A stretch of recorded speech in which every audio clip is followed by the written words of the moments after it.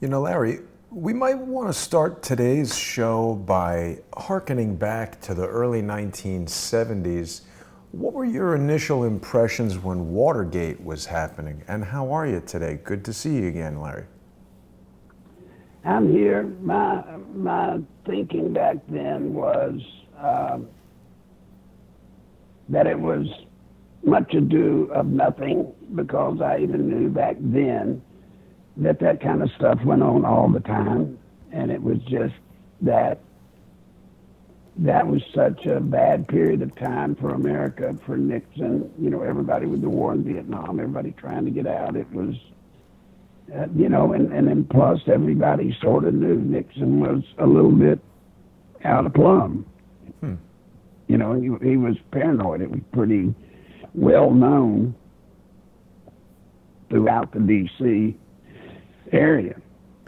But what can you say in terms of comparing and contrasting what's happening now? Like today and yesterday, you know, you and I have been doing shows to let people know exactly how critical this is, but how do you feel this situation compares to the build-up to like just the days before, you know, today's the day. They've issued the articles of impeachment. Can you remember that day in the 70s? No, I can't remember that. And, you know, it's extremely unfair, Jason, for any of us to try to put into some perspective the comparisons between Nixon and Clinton and Trump, because this is just so very, very different. Yeah. In Nixon and in Clinton, in both of them, there was the establishment, Jason, of crime. All right? Crime had been established. This one is unheard of in our history, period, because as yet, they have not clearly defined or had an actual prosecutorial body apply charges. They haven't. Right. And you know, Larry, people have been questioning me quite a bit, because yesterday when we did the show, I had raised the notion that I feel somebody like Devin Nunes should have stopped this. And people said, well, Jason, what are you talking about? Devin Nunes is just one guy. He doesn't have the voting power to stop it. But that wasn't what I was talking about. I was suggesting that Devin Nunes could potentially use a similar type of process to that used by Adam Schiff himself. And by that I mean Adam Schiff hasn't used the established mechanisms or anything in the Constitution that is the method for impeaching a president. He's just been doing these little baby step type political stunts over the past several weeks and months that eventually got him to where he needed to be, and before everybody knew it, we were in it. I really wish somebody like Devin Nunes would have stood up to Adam Schiff and stopped him right away. Now it falls to Lindsey Graham. Can you tell us a bit, Larry, what it is that we will expect to see happen, and what's going to happen now with Lindsey Graham and the Senate Judiciary Committee? This is what I have been fearing, folks, for it ever to come down to resting on the shoulders and the honor of Lindsey Graham. Let me explain why. Number one, Jason, you have asked me over and over and over again, both on air and off, I think. Yep. Why has Graham not brought Hunter Biden into his committee? Why wait? Why does he keep waiting on Hunter Biden? Why keep waiting for him? Yeah. And then Graham always kind of throws out, when he is queered about this, he kind of throws out a lame little excuse like, well, he's waiting until the process is done in the House, whatever. That's not true. The reason Lindsey Graham, Jason, cannot bring Hunter Biden and Joe Biden before his committee, or hasn't wanted to, is because Lindsey Graham and John McCain were involved in the same payola scam Right. in the Ukraine that Biden and his son were. So if he brought them in, they were planning to finger him and throw it back on him as well. So now what's the world going to do? Now the fate of President Trump, to a good extent, rests in Lindsey Graham's hands. And we do know, although I do not know the complexity of it, I do not know the total involvement of it, but I can assure you there is connection to Biden, Joe Biden, Hunter Biden, McCain, and that little money game with the Burisma, or whatever you call it. Burisma, yeah. Burisma with Lindsey Graham and John McCain. Yeah. And I'm showing a video right now, Larry, of Lindsey Graham and John McCain meeting with former Ukrainian President Poroshenko, who many people have told us is essentially installed by the United States. We've also got the ambassador, Maria Yanukovych, sitting there. So, you know, one of the things that's been really interesting for me, Larry, is that we're seeing a lot of these sort of backroom players thrust to the forefront. Most people really never know who the ambassador to Ukraine is, and now we're putting them up on a level with the President of the United States as far as giving them power to decide who rules the country. Right. And then you find out that when we've referred over and over to the congressmen and senators and who their sugar daddies are, these lobbyists that, you know, pretty much control them. You know, we've talked forever about Lindsey Graham, John McCain, their main supply of support and money and power has been from the military-industrial complex.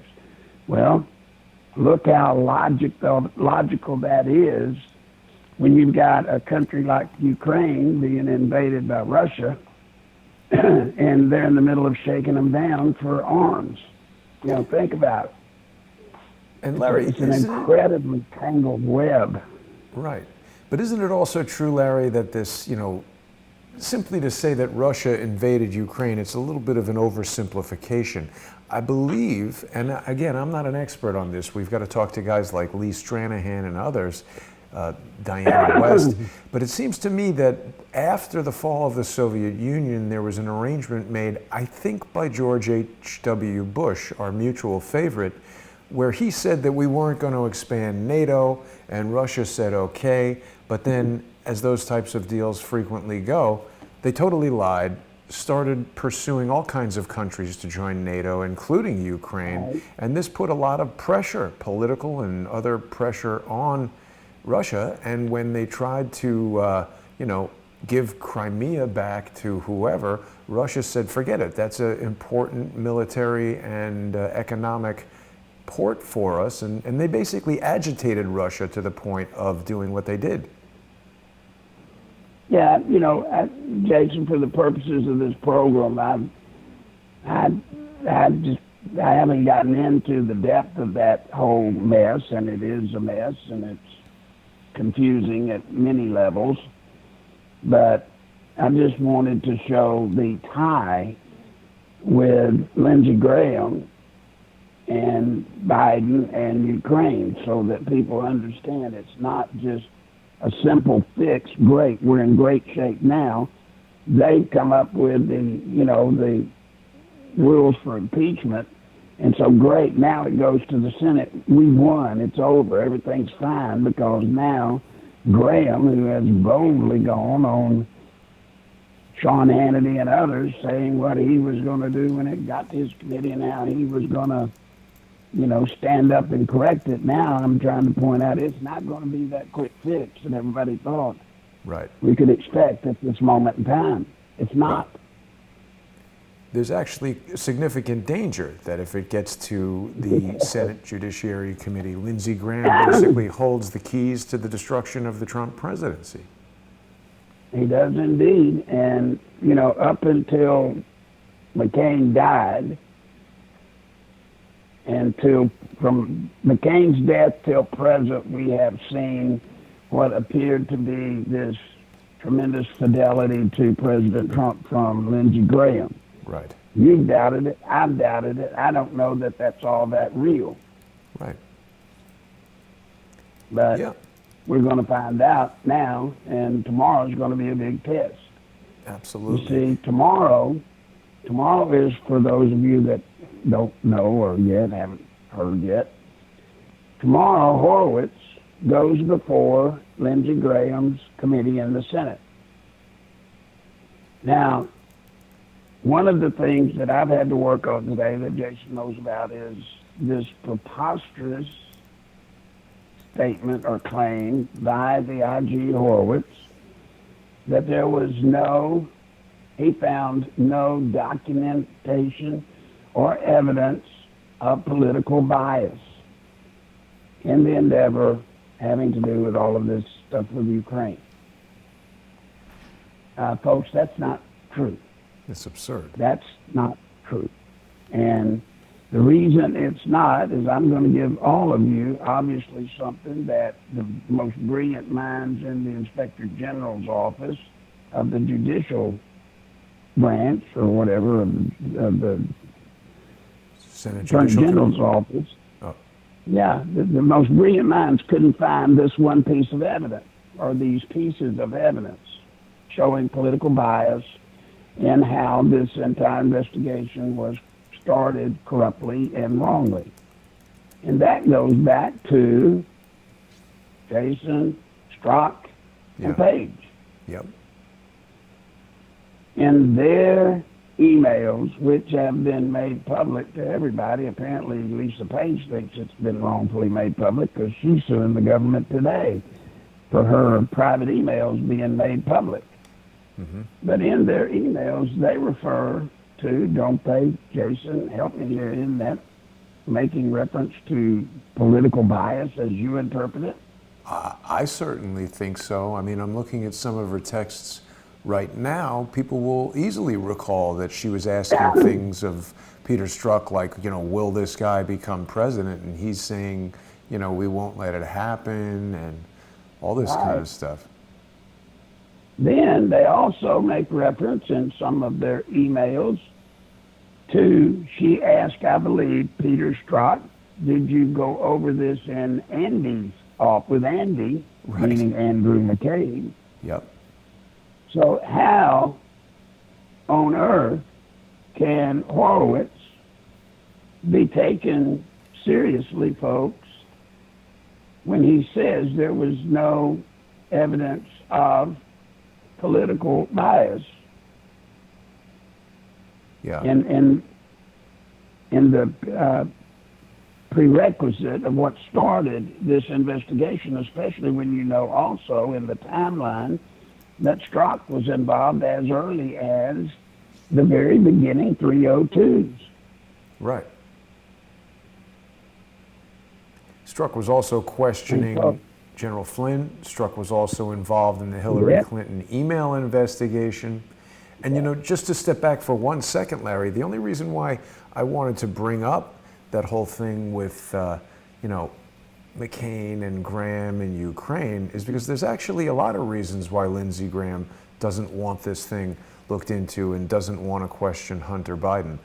Larry Klayman was with me last night talking about how, this is the way the DC swamp works. If Lindsey Graham starts pulling out evidence on Hunter Biden, certainly some ally of Joe Biden is going to have evidence of Lindsey Graham receiving money either in Ukraine or, this very conspicuous picture that, him there with Blumenthal and McCain in Libya getting some award from Belhaj. What is he doing with this terrorist? I'm sure he doesn't want shows like Sean Hannity looking at this picture in the way that shows like Crowdsource The Truth have been looking at the picture. So he's got a lot to hide himself.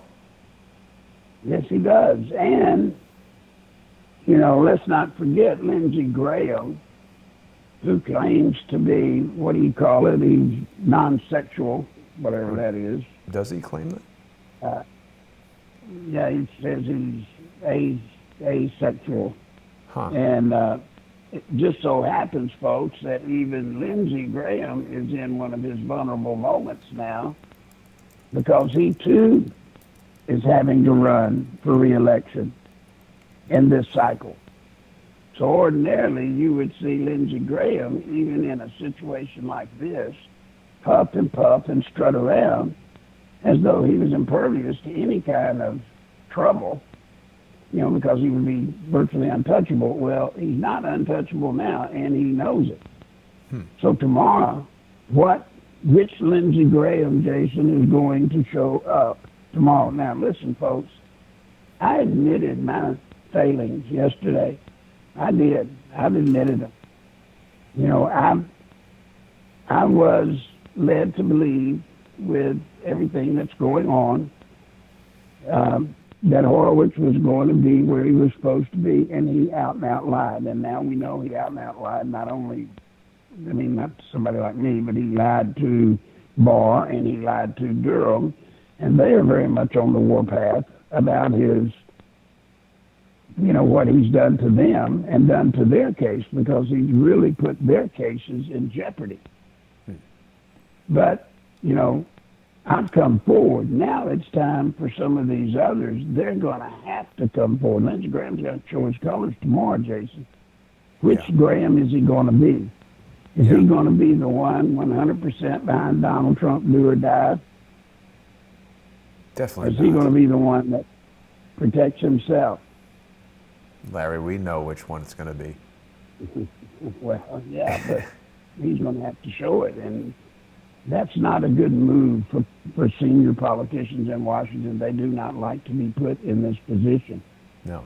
And folks, I hate to say it, but everything having to do with this impeachment is very scary, because it all, as you know, Jason, hinges, quite honestly, probably more around Lindsey Graham than Mitch McConnell. Yeah. Not that I'd have much faith in Mitch McConnell also.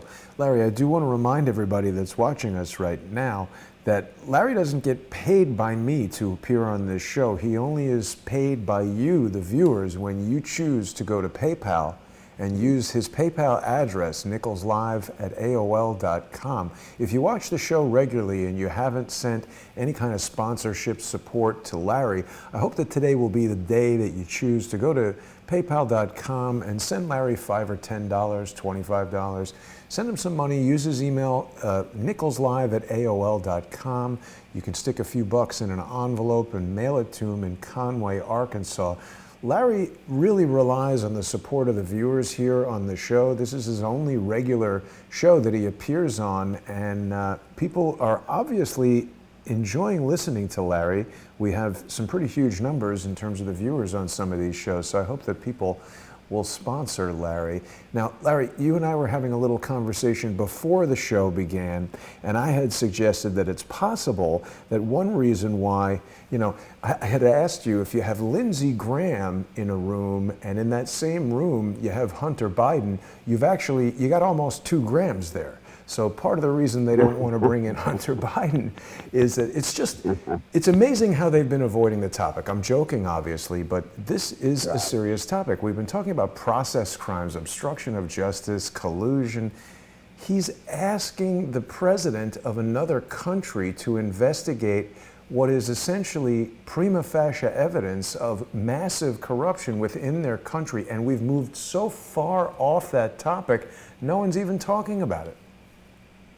No, and what is incredible and has long since been forgotten, ladies and gentlemen, is President Trump was 1,000,000% within his duties as president to make the request.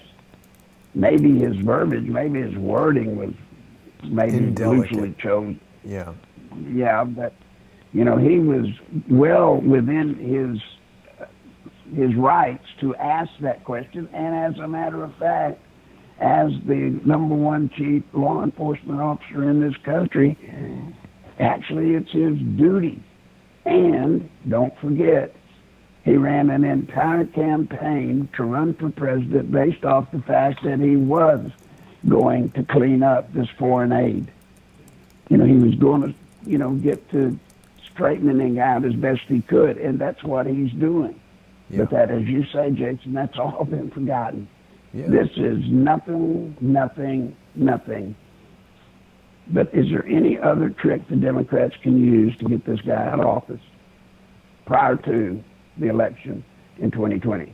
Is there? Probably. Well, since they're not following any rules, since all the rules today are being made up, which is totally unprecedented in the history of this nation. I mean, folks, everything's just being made up as we go along now by the Democrats.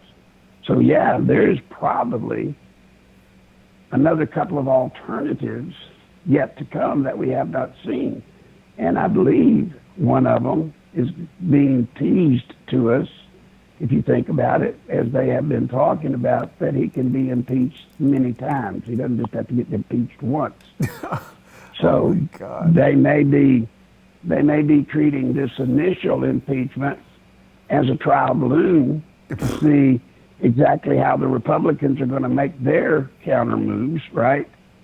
And then when the Republicans give it up and make their counter moves on this impeachment, then they will probably come back and hit him again. Remember, oddly enough, in these impeachment charges that they have announced, isn't it odd?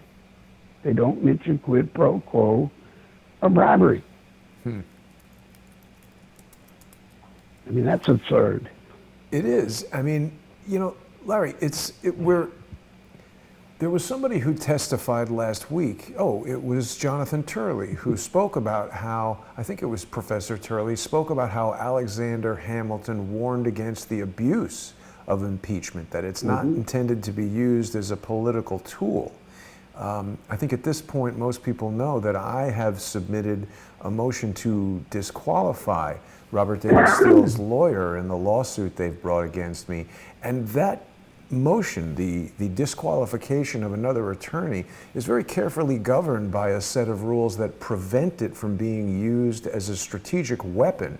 It's intended to be used to rectify a problem in the normal goings-on of a highly regulated process, not to be thrown around as a political arrow to be shot at enemies. And certainly a second attempt at impeachment, I mean, they're testing the boundaries of the American people, right? Every time they stretch the envelope, it doesn't return back to its original position. Yes, and what you're seeing, folks, is technically, I would call what a friend of mine, a lady friend, named it literally years ago, whatever. They have literally now started weaponizing the law. Yes, lawfare. One of the most dangerous things you can do is weaponizing our legal system in the political arena. You know, if anybody saw it, I saw just about a minute and a half of Barr in some interview he was doing today. And he actually made that point as well. You know, he said, what's happening today is the politicians, I'm paraphrasing, but he said, what's happening today, the politicians are running around, scurrying around, and trying to find some legal statute to hang around the neck of an opposing politician and then use the prosecutorial process to destroy him. Yeah. And they're not seeking restitution legally, Jason. That's the kicker to this. They're not actually trying to put Trump in jail. They're just trying to get him out of office.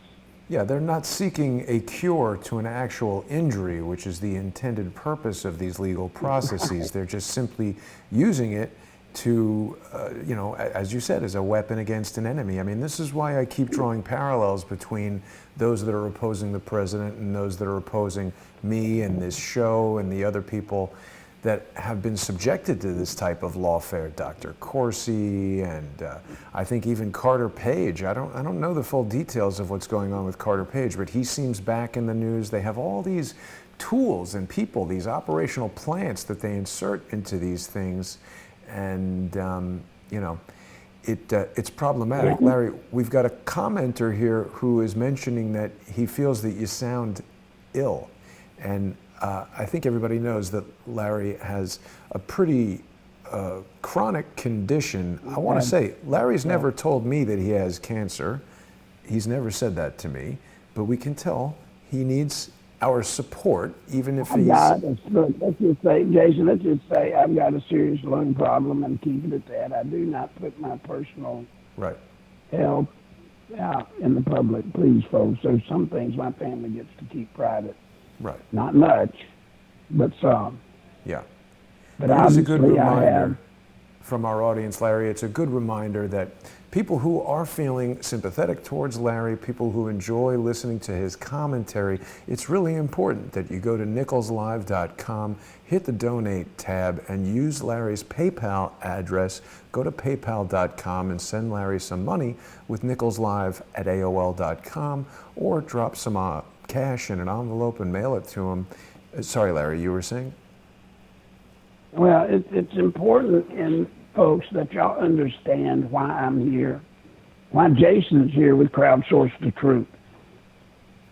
As you see, they're manipulating every platform of communication that we have. And so the smartest thing for me, and the best thing for Jason, and overall the best thing for all of y'all, is listener-supported programming, because I could not come on most programs without limitations to what I would say. For example, if they are strongly pro-Trump, which I am, which Jason is, of course, but they wouldn't want us talking bad about Lindsey Graham for one reason or another. Exactly. Well, the truth about Lindsey's the truth. Yeah. It's got to be said. Or, are you going to end up blindsided again and wondering what happened? Mm-hmm. So all of you, you've got skin in this game just like we do. Help us. Help us keep getting the message out. As you've seen, when I am misled, and I know now purposely, when I am misled, I will correct it and tell y'all. It's my job, I believe, it's in my heart to keep y'all with the truth as I know it, beyond the best I can tell you. And if it's my opinion, I'll tell you that. But listener-supported and listener-sponsored is the only thing that's going to save this country as far as us having some way to communicate with each other. Yeah. Because they are just taking more and more liberty. They're taking more and more control of all the different platforms. And if you've got an advertising program, believe it or not, guys, say what you will, but an advertiser has a lot to affect the content of a program, a lot to do with it. Yeah, because all they have to do is, and we've seen it with Tucker Carlson and others, even if the advertiser doesn't want to exert influence on the show, the people buying the products boycott the product, and then the advertiser either loses all their money and goes out of business and can't advertise anymore, and then the show goes off. So this type of direct sponsorship is a powerful way, Larry, that you and I can keep getting the message out. And here's what I'll say to people who don't want to or cannot afford to sponsor Larry or to sponsor the show. Another great way that people can help Larry is simply by sharing these broadcasts on social media or directly emailing them to their friends. Even that is quite helpful. And Larry, what we're doing today, you and I have now gotten into a regular practice of simulcasting the show so that people can watch it on YouTube, on DLive, on Facebook, on Periscope, of course, on Patreon and Crowdsource the Truth. And actually, starting this week, for the first time, this is only the second show we've done it with, people can now watch the show by going to the Larry Nichols official YouTube channel. And we've got 93. Let's get one more person watching. We don't want 93 to be the number, but 92. We've got almost 100 people watching on your channel, Larry, and we've got 500 people watching on the other channels. So I want to thank everyone for joining us. There's been a really big increase in YouTube subscribers over the past month. There's about 4,000 new people. So I know people are very interested in this, Larry, and everyone's feeling very tense. You've told us yesterday and today how you were deceived. Yeah, you were deceived, but that's pretty standard practice in D.C., right? I mean, sometimes you go pretty far down a road and then you realize you've been tricked. Well, yes. I mean, as I have always warned, lying in Washington is just a staple product. I mean, it's just business of the day. But it's my job, I believe, nobody's appointed me to this task, but it's been my job to take my years of experience and knowledge and try to sift through and protect the things I say from being caught up in the lies, and I try to do the best I can. Horowitz, I've got to tell you, slipped a Mickey to all of us. And I'm talking about people with much bigger roles in what's going on than me. And you can somewhat see that by the reaction from Barr and Durham. You know, they're standing up quickly and saying, whoa. And if you understand, all of you, how they are starting to weaponize the law and use it in the political theater, it really screws things up. You got to have one thing, Jason, to be able to pull this stunt, which is what communist nations have done, dictator nations have done, socialist nations have done for years. We're just seeing it in America now out front. It's been going on, but you're just now starting to see it out front. You got to have one little trick to pull this kind of stuff off. What's that? And that's control of the media. You've got to have control of what we call the mainstream media. In communist countries, they call it state-run media. But you got to have that. They've got that now. And since they have that, they're able to go and use weaponizing the legal system and make it work in the political venue. And folks, it's deadly. It's dangerous. It's scary. They can take if you just simply do the math, if they can do this to the President of the United States, if they can just do little tricks within the law, make up rules, do all the stuff that they're doing that you're seeing it right now.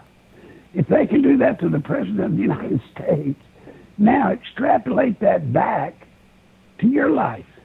Do you think they couldn't do that to any one of us like you would swat a fly? Yeah. It's troubling, Larry. It's really troubling. So, and that comes into play. You would say, well, let me say this, Jason, and people would say, well, yeah, but why would they want to mess with me? Hey, let me tell you, what about the next time your kids are put through something at your school that you don't like, and you and the other parents don't like, and you go and protest at the school board, and then all of a sudden you're being prosecuted for robbing banks on the weekend that you've never even heard of, but it destroys you, and all the other parents then therefore say, well, we better shut up too, and everybody shuts up. Right. It affects your local governance. It does. It's designed to affect your local government. Yep. You know, Larry, I was watching a Periscope from Owen Schroyer last night. Owen was arrested by the Capitol Police for disrupting Congress. It was interesting to hear his story. He basically, shouted in the middle of the proceedings that Jerry Nadler was obstructing Congress and committing treason. And I agree with what Owen said. It was interesting that he pointed out when they removed him, they basically just took him out for disrupting, but didn't really know what to do with him. They were kind of going to release him. I think he mentioned that they told him if he started recording, they would arrest him, but they didn't immediately arrest him.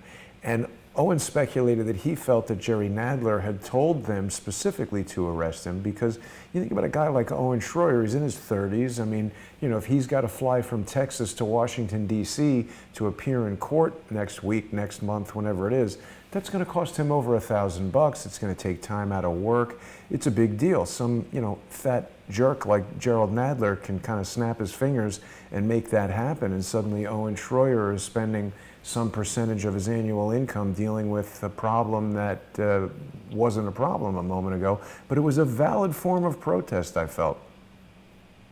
Yes. And, how many times have we seen Antifa types interrupt time and time again in hearings, and they simply escort them out, take them outside and tell them shut up, go away. Right. But you will notice that to our side, we run the risk, I'm not saying he did get treated this way, but you run the risk that they could have very easily done what you're suggesting, or maybe did do it. It's a whole different ballgame when it's on us. It's a whole different ballgame. Yeah, and I mean, Owen is obviously a very visible part of Alex Jones' crew, and they definitely want to shut those guys down because whatever people think about Alex, he's been remarkably effective in creating an alternative news network that was really important, I think, in helping Donald Trump get elected. Larry, Jeff George is asking me if I believe the conspiracy that Trump has the hidden gold that would pay off the national debt and redo the monetary system. That's the first time I'm hearing that, and I have to say that without evidence, that sounds so fantastic that I'm not going to believe that just on its face.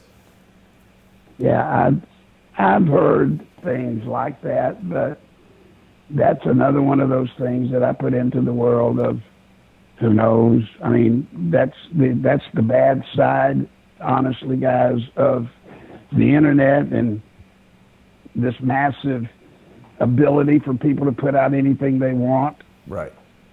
You know, I heard yesterday, so you know, somebody called me in a panic. I mean, in a panic. They had heard, it wasn't in a panic, but anyway, I got a call that on Facebook somebody had put out that CNN was putting out that Trump was resigning at 12 noon yesterday. What? Yeah, somebody put out that it was coming from CNN that President Trump was resigning at 12 noon yesterday. Right. Now, of course, it didn't happen. Of course, it wasn't true. But there's no telling how many people responded to that in a panic. No telling. Yeah, I mean, Larry, like spread. My general guideline for people is that when you hear something, always be skeptical, even if it sounds plausible. And in this case, you know, I appreciate the question, Jeff, but I don't think Trump has a bunch of gold sitting. I mean, Trump is worth a couple of $1 billion. The national debt is like trillions. I don't think there's one person who could pay off the national debt. I don't think it's possible to pay off the national debt. I don't know enough about money to even talk about the national debt, but it always seems like such a staggeringly huge number. It's almost impossible to contemplate. Larry, one thing I wanted to bring to your attention that is potentially very important. Just a few hours ago on TruePundit.com, our friend Mike Moore put up an article here about the Inspector General being rocked. Inspector General told to falsify documents and fabricate evidence to alter witness testimony in a rigged investigation. Now, this is an article that's talking about an affidavit from a high-ranking U.S. Inspector General, not Inspector General Horowitz. But it's my understanding that this article is speaking to the general culture of these Inspector General's office, these Inspectors General, that why do we suppose that the corrupt swamp is capable of investigating itself? Horowitz has been in this government for a long, long time, was appointed as the Inspector General by Barack Obama. What we're trying to investigate, allegedly, is the possibility that Barack Obama and his allies and associates were the ones to do the spying. Right, it was actually Barack Obama, Joe Biden, Clapper, and Brennan that were the predicate to starting this whole thing. They were, that was it. And then here we're saying, are we shocked, I guess, in hindsight, that this guy comes out and says, you know, he found no political bias. And of course, see, you find what we're finding out today, Jason, is actually the worthlessness of the IGs. Right. Inspector General finding out they're worthless because technically when they don't want to find something, they've got the natural out. Well, you know, we can't subpoena records. We can't talk to people that are not presently employed. I mean, there's a list of things that block them, if they want to be blocked, from getting to the bottom of something. Yeah. So they're neutered if they want to be, which is back to this problem with the deep state. It's so massive. It's so, gosh, it's just everywhere. And it's so entrenched that they can do anything they want to do, including impeach a president for something not yet to be discovered as an offense. Yeah. Other than the general category heading. This is bizarre. but it's Right. real. You know, that's where the bus stops. This is incredibly, incredibly real. Yeah. And I'm telling you, Nadler did it again today, Jason. He keeps referring to the election in 2020 is already, plagued. Fouled. It's already screwed up. Yeah. Now, they're teasing us with that line about something, Jason. Something is up. Yeah. What it could be, I don't know. But I will tell you this. If you hear them talking more about censoring the president, folks, if you hear that anymore, which is what they're starting to do again today, you're hearing rumblings of it. Censoring the president of the United States is another one of those rules that has not yet ever existed. There is no constitutional excuse, way, law, statute. No mechanism at all. No mechanism at all. And I don't even think, Jason, anybody could define what censoring a president could even mean. I mean, what could that mean? Larry, it's a little unclear on the phone. Are you saying they're going to censor him, like block him from saying things, or they're going to censure him, like rebuke him? Censure him. Censure. Censure him. So like just say he's been a bad boy. Yeah. But with penalty, as I heard today, with some penalty. And by the way, you need to hear the next part. They have gone to great lengths to make sure that in some of the Ukrainian meetings having to do with this corruption that they're saying existed, they are sure to include always Mike Pence's participation. Can anybody imagine why they're doing that? Jason? So they can get Nancy Pelosi in there. They want to get both Trump and Pence out so they can put in Pelosi. There you go. I mean, if you can't see this one, folks, go to the eye doctor immediately. They're not just trying to get rid of Trump to facilitate him being out. They have set this up to where it gets both Trump and Pence, which gives them the net home run of Nancy Pelosi. Now, when Nancy Pelosi becomes commander-in-chief, then they're back in the game where they can use the FEMA provisional government. You see, they're barred from using FEMA provisional government right now. They're nervous as a long-tailed cat in a room full of rocking chairs that we don't have 5 major riots in 5 major cities all at one time somewhere in America. Because if we do, FEMA provisional government is triggered automatically. If there's 5 simultaneous riots, there's a FEMA government? Major riots. You go into FEMA provisional government, which, folks, simply stated, that's just the martial law. Washington speak way of martial law. And when we go into martial law, the person who is president becomes basically king. And when that person becomes king, your congressmen and senators become dukes and earls in the model of 16th century European model. That's the system. So there is a system in place ready to take over immediately, Jason. But they've got to accomplish a couple of things. They got to get rid of Trump, and they got to get rid of the vice president. And they can either do that through this next election, which they are having serious doubt about, or they're going to have to do it through alternative means. And I'm not trying to hoot everybody up with a conspiracy. This is just the truth. It's just the facts. It's just right in front of your damn face. Look. Right. Well, Larry, how are you feeling about, a lot of people are commenting about this notion that Hillary will come into the race. Do you see any new signs that that may or may not happen? I promise you, I'm feeling more and more her getting in. I can't tell you any more than I've told you. It's just, she's coming, I think. I'm so serious, she's coming. Yeah.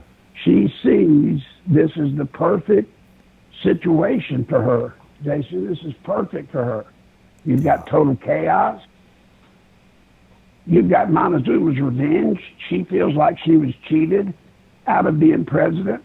So what better vindication for her than to cheat Trump out and her get it back? She believes she should be president right now. This is not me and you saying this. That woman believes in her heart. You should be able to see it, folks, with all of the different excuses why she's not president. It's never been her. It's been all these other things. She believes she is rightfully supposed to be the president of the United States right now. Yeah. And she was robbed of that. Actually, she thinks she won. She's planning to win again, is what she says, Larry. You know, I was listening to that Howard Stern interview that she did last week. They've posted the full entire thing now on YouTube, so if people were listening to clips, you can hear the full thing. Larry, it's such pathetic pandering. I think I mentioned to you, I've been a lifelong Howard Stern fan, but it's literally, I've had a shift in the way that you would when you discover that a friend or a spouse has totally betrayed you. I just feel so completely different about him. And it's interesting as well how the artificial computer learning algorithm, the artificial intelligence of YouTube, it learns about you based on the videos that you watch. So since watching this Hillary Clinton interview, I've been getting a lot more interviews about Howard Stern, but not just clips from Howard Stern's show. I've discovered over the past few days that Howard Stern himself has been baby-stepped towards a legitimate, media figure. He's sort of graduated from, when I was a kid and listening to him on the radio, he was always the bad boy of radio. He was cursing, and he had, lesbian stripper contests and all kinds of way out of whack kind of stuff outside the mainstream. And he's now reversed position on so many things, which is fine. The man's allowed to mature and evolve over time. But Larry, what I detect is that Howard Stern has been co-opted by the media apparatus as someone that they saw is as valuable because he appealed to so many people who are outside the mainstream. If they could convert him to a mainstream shill, they'd be scooping up so many millions of people who trust him. Can you speak, Larry, about your personal experience with targeting a person like that? Not necessarily a media figure, but someone who has so much credibility that the value in flipping that person to perhaps a less than honest endeavor is so great that everyone will just believe this guy and no one would ever believe that he's doing something wrong. Is there any operation you've ever known about that's done something like that? Well, I've been involved in many of them. Number one, at the small level, we used to go around during election time in Arkansas, and in the day, back then, black communities, usually the head of the church in an area had a tremendous power on a voting block. Tremendous. And so we were constantly going into what we call straw bosses. We were constantly going into these guys and doing whatever we could to win their favor and to get them to stay solidly with us. There was one preacher on 9th Street in Little Rock that I remember so well because every election year for governor that Bill ran that I was involved, we bought him a brand new Mercedes convertible. Wow. Every year. Huh. Then there was another case that Bill Rimple with the Los Angeles Times and I listened to and heard was in Bill Clinton's first attempt to run for president. when he was running, and at that time Jesse Jackson was in the mix as well. Well, we came, and I was proving to Rimple that I had bugged the governor's mansion. So we were sitting outside the governor's mansion in the front, and they were talking, Jack Stevens, Bill Clinton, I can't remember who else was in there, but they were talking to Jesse Jackson. Reverend Jesse Jackson was in there. Mm-hmm. And they were trying to convince him to get out of the race at that moment, and would he throw his votes to Bill, throw his support to Bill. And Jackson was he was tough. He wasn't gonna cow down to that kind of stuff at all. He was above that, and we got tickled at him being so snooty about how dare them to even think he would submit to something like that. Where did they think they were, Right. But as it turned out, they gave the Rainbow Coalition that night, the keys, essentially, I'm saying that part, but they gave the Rainbow Coalition a brand new jet, airplane, in exchange for his dropping the race the next day, and he did. Yeah. It's going on all the time.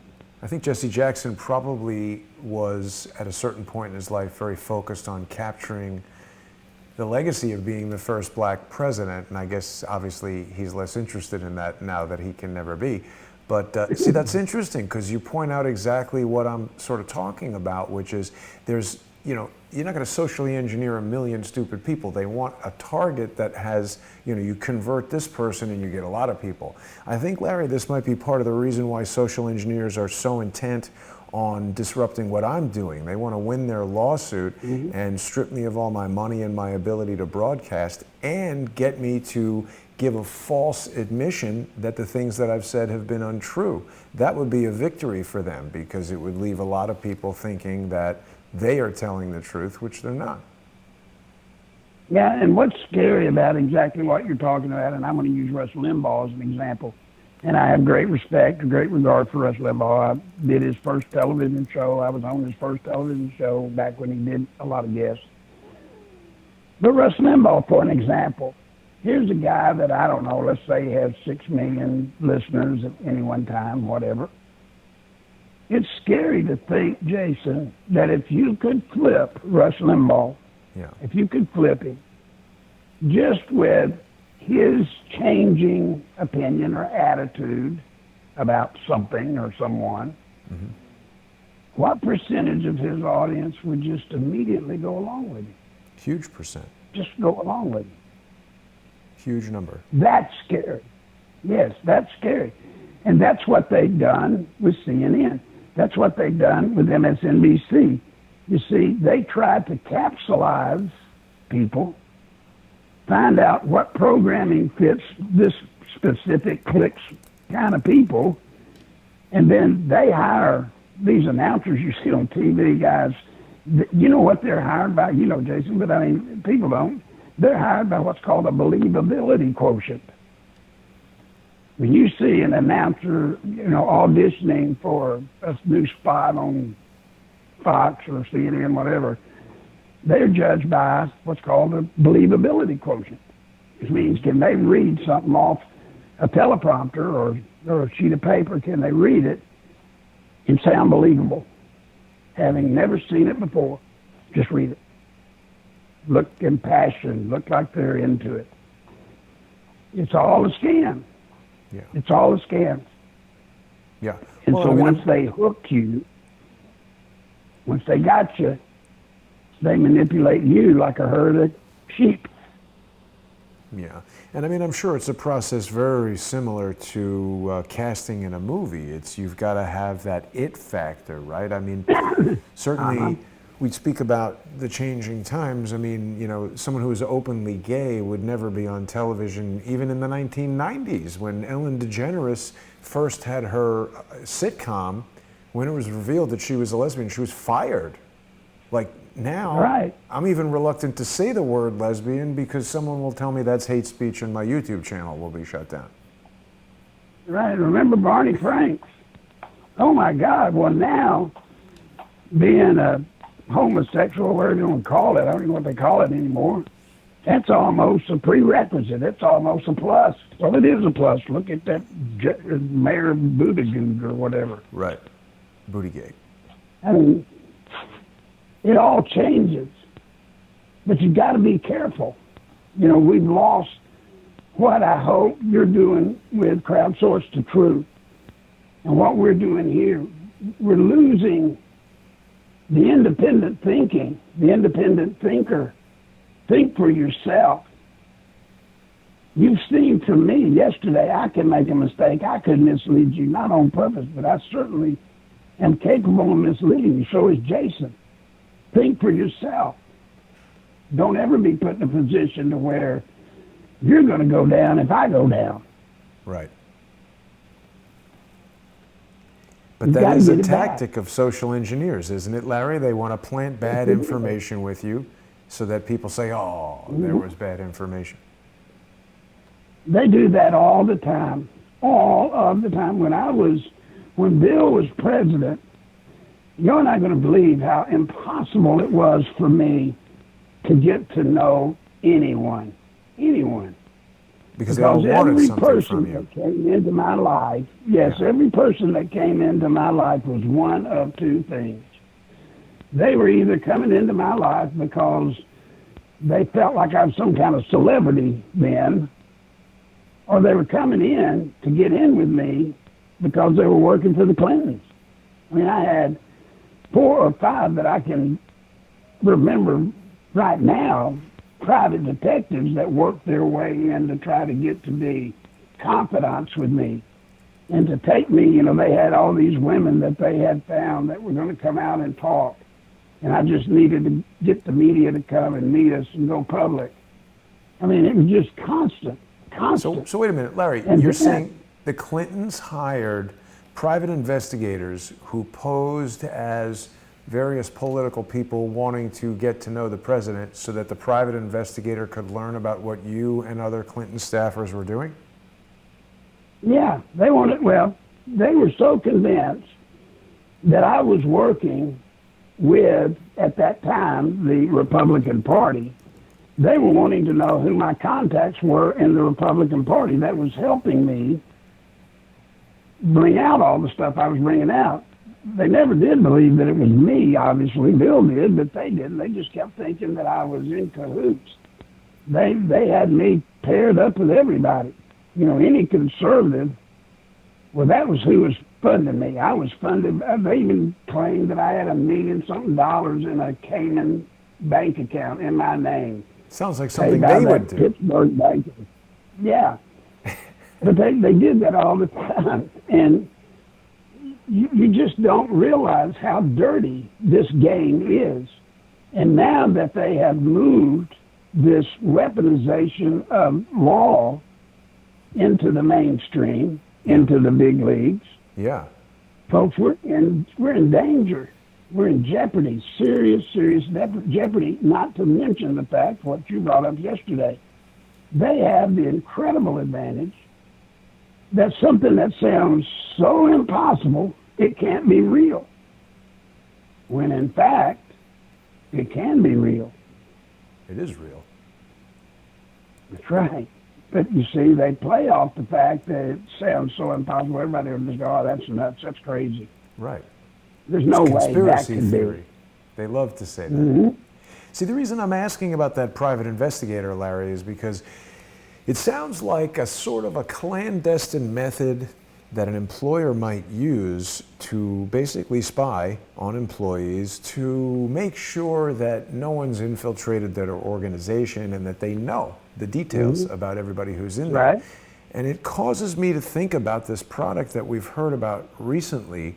I had a guest on the show named Patrick Berge, who was a former Army IT expert who, after he retired from the U.S. Army, he went to work for a company called Dynology that's created a product called ClearForce. And what it's intended to do, at least in its commercial iteration, is to allow employers and owners of large corporations to make a predictive analysis. It's 24/7 employee risk management. This is a tool that's intended to help you identify employees who might be doing things that are counterproductive to your organization, stealing information, etc. And this is a tool that's supposed to help you decide who to hire or who to fire, or to make these kind of preemptive decisions.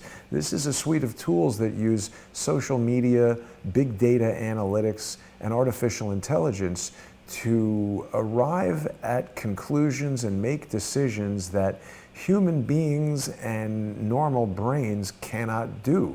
We've all heard about big data and artificial intelligence, and I know, Larry, you're not a computer expert. I'm not asking you to delve into an area of computer expertise that's outside of your bailiwick, but you certainly know that Google and Facebook and these giant social media big data operations can achieve things that were never before achievable. And this Clear Force thing sounds remarkably similar. It sounds like the modernized, computerized version of exactly what the Clintons were doing to you when you worked for them.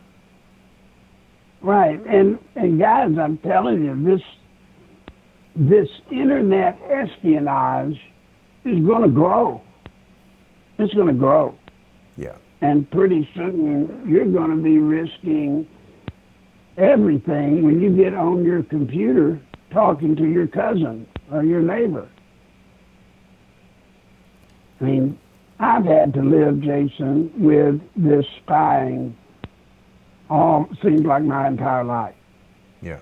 That's why I've had to be very careful about, I still have the friends I had when I was in high school and family, and that's about it, because I cannot allow myself very easily to expose me or my family to somebody coming into my world. Some new person, yeah. You don't know what their motives are. Nope. And guys, I know you're sitting there saying, well, yeah, but maybe I need to be more concerned than y'all do. No, this applies to each and every one of you. Right. I mean, you may end up with a boss at a company you work at that goes paranoid. And then just like Jason's talking about with this piece of equipment he's speaking of here, a paranoid boss can just intrude in every part of your life. Yeah. Today they can. Yeah. And the worst part of it is, Jason, the government is doing it. Exactly. Well, the company is owned by Barack Obama's former national security advisor, Larry. This company is owned by Jim Jones. And it talks about continuous post-hire alerts that are looking for criminal activity, human resources violations, financial violations. It's real time, and it's got event-based alerts. I mean, it sounds like the type of tool that you could use to spy on virtually anybody for virtually anything. And it's quite interesting that Patrick Berge was recently interviewed by someone who I believe is a social engineer, former associate of this show. A lot of strange circumstances surrounding that. Everybody needs money, Larry, and when somebody offers you money to help you achieve your goal, that can be very seductive. I'm concerned for what might be happening in that situation. And I will say this to close out this little part of today's program. Think about the tools, the weapons, the intrigue that was brought to bear or has been brought to bear against President Trump. And with all the assets and tools and spying and cheating and all the stuff that they have at their disposal with the NSA, the FBI, all of them. Yeah. And for him to come out as clean as he has come out is actually quite remarkable, don't you think? Right. Well, that's the other thing I wanted to ask you, because I told you about my friend who I spoke to at Thanksgiving who got all upset with this conversation. He brought up Jared Kushner, and he said, don't you think it's a problem that the president has appointed his son-in-law to this important position? Jimmy and Joanne Moriarty have told us that Jared Kushner has received ridiculous, huge sums of, a commission for sales of weapons to Saudi Arabia. The question that I have, Larry, this is actually a good question. Why is no one in Adam Schiff's committee questioning the president about that? They're only talking about fake nonsense. Because if they get into that question, they get into the cash cow. Exactly. For all of them. Right. Remember, that's the key that's causing the trouble. That's why they're having to go after your president and mine, folks, the way they are. They can go after him in one way, but they cannot run the risk of exposing the deep state. If they're not careful in going after him, they open the door to the deep state and what's been going on for years and years and years that he's trying to clean up. It's an incredible web. It's an incredible time we live in now. Oh, by the way, I've just got 3 PayPal contributions. I didn't see how much they were, but thank you, y'all. Thank you so much. That's wonderful. But, you know, it's an incredible time we're living in, Jason, because history literally is being made about every half a day now. Yeah. Something is happening. And it's amazing what we don't even pay attention to. Like I told you earlier, Jason, you know, the insurance companies that thought they were going to profit from Obamacare, and, you know, they were going to underwrite all these policies and whatever the loss the federal government was going to cover it for them. Right. Well, they're suing today for $12 billion because guess what? They got stoned too. The federal government said, nah, we're not going to pay for all that. Oh, my God. So tell me this. They're still running. They said, you know, Obamacare was still going up. How's it going on? Who's underwriting Obamacare when none of the insurance companies are getting paid, or at least not getting paid what they're supposed to be getting paid contractually? I can tell you that, you know, I switched to an insurance company that is, you know, came about after Obamacare here in New York, and the bill used to be significantly lower than my insurance company that I had at the time. But just this year, it has gone to a level that is 2x what that insurance premium was when I started with Obamacare. The deductible is huge, and it's not very good insurance. If you listen to Barack Obama talk about Obamacare, he's a lawyer too, right? So he parses his words very carefully. He always says, you know, 95% of Americans have insurance. Doesn't say anything about the quality of the health care they're getting or the cost that they're paying for it. That's gone through the roof. Well, Obamacare should have been case in point when it became known by the person that drafted Obamacare for Obama, that guy, when he said it, and then when Obama himself admitted that when they said you can keep your doctor and you can keep your insurance or whatever he said, it turned out they knew it was a lie. Yeah. Folks, do y'all realize that made that legislation fraudulent legislation? And any member of Congress could have gone to the floor and shut down Obamacare that day because it was a fraudulent bill. Fraudulent bill. And nobody did, and nobody has, even to this day. Yeah. Fraudulent bill would also be a good nickname for President Clinton. Larry, with that, I think we're out of time for today. Give us just one last thought. Do you believe that Lindsey Graham will the Senate Judiciary Committee call Hunter Biden or Adam Schiff as witnesses? All right, at this moment in time, I can tell y'all there is serious debate as to whether or not the Republicans are let me say this, there's serious debate at this moment as to the possibility that the Senate will literally take a motion to help me, Jason, to close the case. Dismiss the case and not even hear it.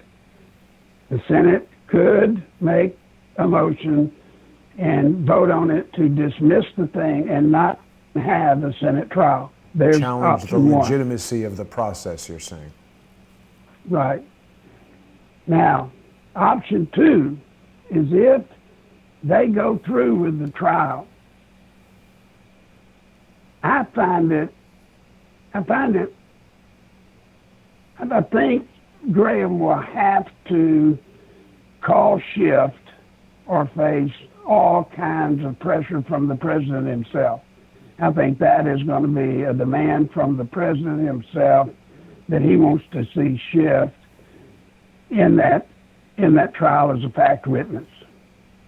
Now, Biden and Hunter Biden, I think he's going to dance any and every way he can to avoid that, Jason, because not just Lindsey, but a lot of the senators in that committee, maybe not the majority of them, they all have a vested interest, and they would just as soon that all of these insider deals with foreign aid not get opened up. Right. So I would say I'm leaning that they will not, they'll find some reason to say they don't need Hunter Biden to testify. They'll come, even though Trump will want it and he'll want it bad, but I think they will calm him down and they will find probably some reason to justify why they don't really need him come in, and it would just dirty up the process, they'll say, or whatever. That's my opinion, not to be wrong. There you go. But basically predicting a perpetuation of the scam. I'm sad to say I agree with you, Larry. I think that's what's likely to happen. It's been a great show today, Larry. I want to remind everybody that they can help support Larry by going over to nicholslive.com and using Larry's PayPal address, nicholslive@aol.com, to send Larry some money and keep the show going, keep Larry going, show him your support. You can also put some cash in an envelope and mail it to him in Conway, Arkansas. As Larry has frequently reminded everybody, this is the place where he is every Tuesday at 3.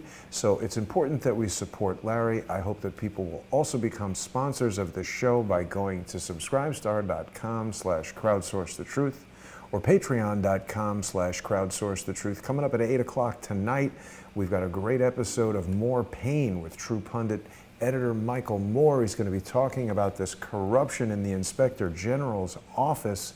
Larry, I'll see you next week. Thanks for joining me. It's been another great show.